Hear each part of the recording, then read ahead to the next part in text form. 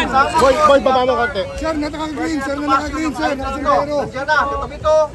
Kasama ko din si Atty. Rolex Suplico at lahat po ng mga concerned lawyers. Mag-file po tayo ngayon ng petition for indirect contempt against Congressman Percival Sendanya. Second, Professor Richard Hidayan at yung best friend, I repeat, yung best friend ni Atty. Topacio, si Secretary Larry Gadon. Okay, so malapit na tayo sa Padre Paura kung saan nandyan po ang Supreme Court. Kasama na rin natin si Attorney Mark Tolentino kasama sa mga magpa-file po ng indirect contempt charges sa mga kritiko ng naging desisyon po ng Supreme Court. Ang mga leaders, Atty. Topacio, Yusek Garcera, Congressman Jing Paras, at Daniel at ibang mga, please come forward. Bago kayo pumasok, ay mag-issue muna kayo ng statement. Kahit brief lang, at ito na po ang ating pagdulog sa makasaysayang aksyon na ito. Ano muli ang panawagan natin? Korte Suprema! Ipaglaban! Korte Suprema! Ipaglaban! Rule of law! Ipaglaban! Rule of law! Ipaglaban! Pakinggan natin ang instruction mula kay Atty. Topacio. Mga kasama, malapit na po tayo sa sagradong templo ng katarungan na ang Korte Suprema.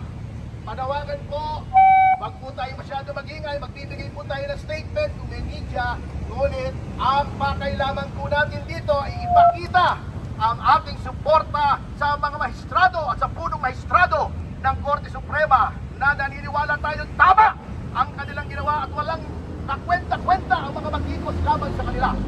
Yun lamang po, let us police our ranks, magtipon-tipon lang po tayo at magpo-proceed tayo in an orderly fashion.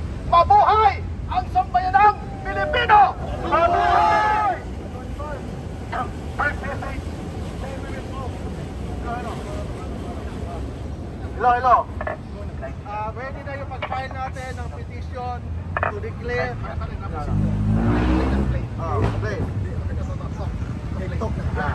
Hello.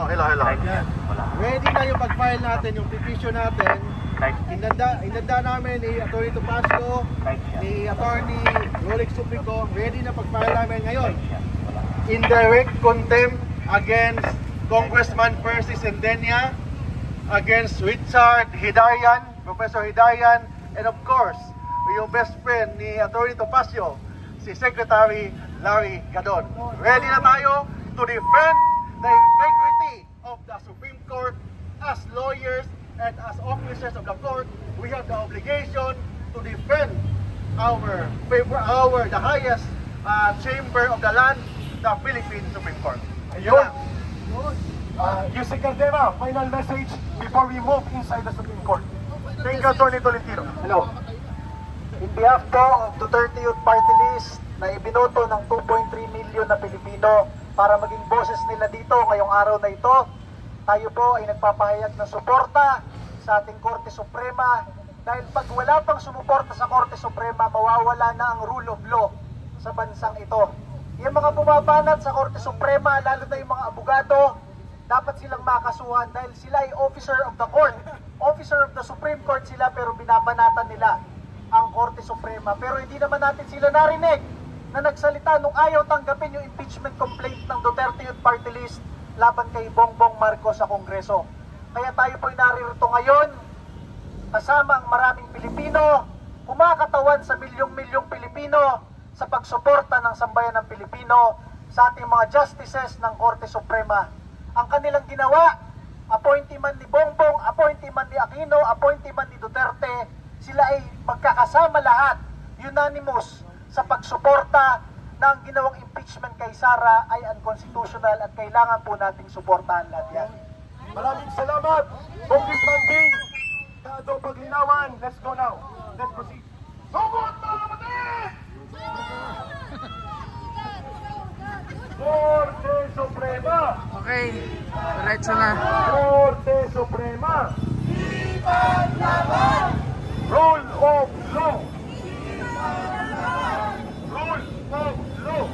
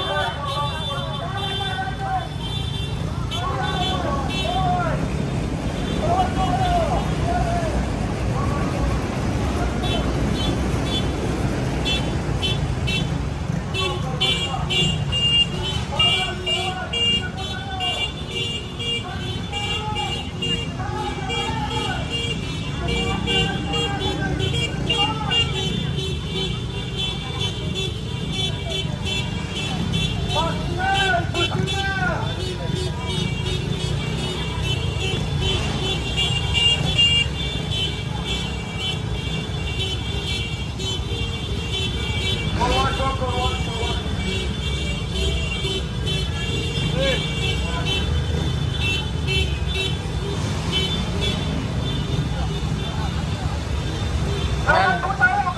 Papasok na tayo sa Paura Street. Yan na. Papunta na tayo sa Supreme Court.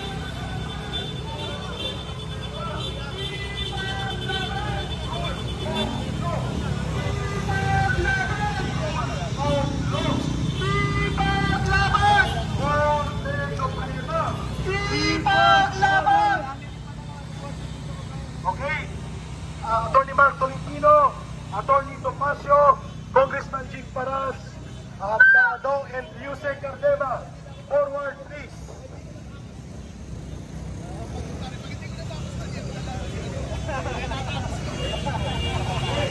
Inyong nakikita po ang pagkakaisa ng sambayanang Pilipino na nananawagan ng pagtindig upang irespeto at pagtanggol ang Korte Suprema at ang panginibabaw ng tinatawag na rule of law.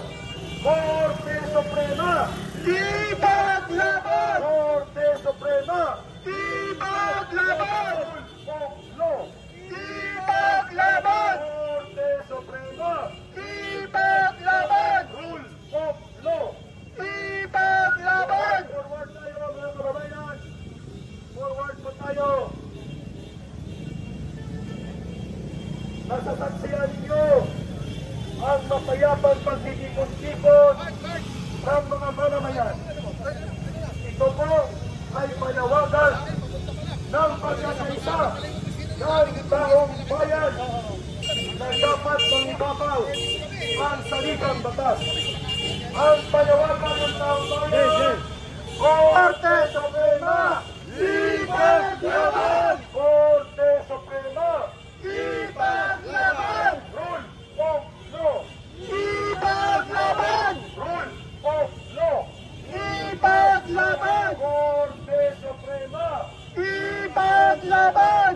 Rule of law, ipaglaban! Boying Remulla, ating labanan! Boying Remulla, ating labanan! Boying Remulla, ating labanan! Boying Remulla, ating labanan! Bayan, bayan, bayan ko! Di ba tapos ang laban ko? Gobyernong manloloko! Loloko! Labanan mo, itakwil mo! Labanan mo, itakwil mo! Korte Suprema! Ipaglaban! Korte Suprema! Ipaglaban! Rule of law! Ipaglaban! Okay, tabi muna tayo. Tabi lang muna po tayo. Tabi lang muna. Ang mga motor, tabi nga para hindi tayo nakaharap. At magsisimulan na ang Tayo sa Supreme Court.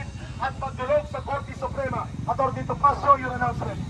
Nandito po si Attorney Mark Tolentino. Ngayon po ay masasaksihan natin. Papasok po siya roon at maghahain po siya ng demanda. Tabi po tayo rito mga kasama para hindi tayo nakakabala. Yan. Mga security ng Supreme Court, huwag kayong magalala. Kami ay para sa inyo. Mga thunders na po kami. Wala kayong kaguluhang makikita sa akin. Puro mga abogado to, matatanda pa. Ang makikita niyo po ang mga saysayang paghain ng reklamo para sa mga naglalapastangan sa ating kataas-taasang hukuman. Ito po si Atty. Mark Tolentino para magpaliwanag pa. Hello. Hello. Ito yung i-file po natin. Kasama ko si Atty. Rolex Suplico. Mag-file po tayo ng petition to declare for indirect contempt against Richard Hidarian and Percival Sendenia. Ano yung ginawa ni Sendenia, ni Congressman Sendenia? Forward kayo, forward.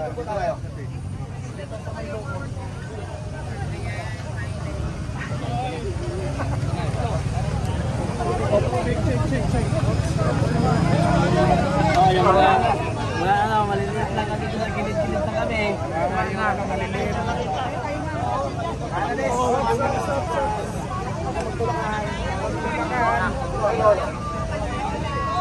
Boy, baba mo konti. Sir, naka-green, sir, naka-green, sir, naka-sombrero. Nandiyan na, katabi ko. Kasama ko din si Atty. Rolex Suplico at lahat po ng mga concerned lawyers. Mag-file po tayo ngayon ng petition for indirect contempt against Congressman Percival Sendenia. Second, Yan. Professor Sir, baba lang Richard tayo mga cellphone. Hidarian at yung best friend, yung best friend ni Atty. Topacio, si Secretary Larry Gadon. Ang gawin po natin, for example, kay Percival Sendenia, sinabihan niya Supreme Court na Supreme Cuddler ng mga corrupt ng mga opisyales. Second, itong si Richard Hidarian, nag-post sa Facebook at sa Twitter niya na lahat daw ng mga justices ng Supreme Court appointee ng mga Duterte, therefore hindi independent ang Supreme Court. Bilang abogado, as an officer of the court, we have the obligation to defend the integrity and the independence of the highest court of the land. Yes! Yes! Bakit?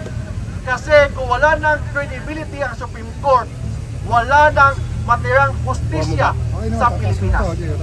That's why, as lawyers and as a Filipino, we have the obligation to defend the independence and the impartiality of the Philippine Supreme Court. Yun ang gagawin po natin ngayon. After this, pupunta na ako sa loob, mag-file na po tayo ng petition to declare those three individuals for indirect contempt. Thank you. Yes! Thank you, Master!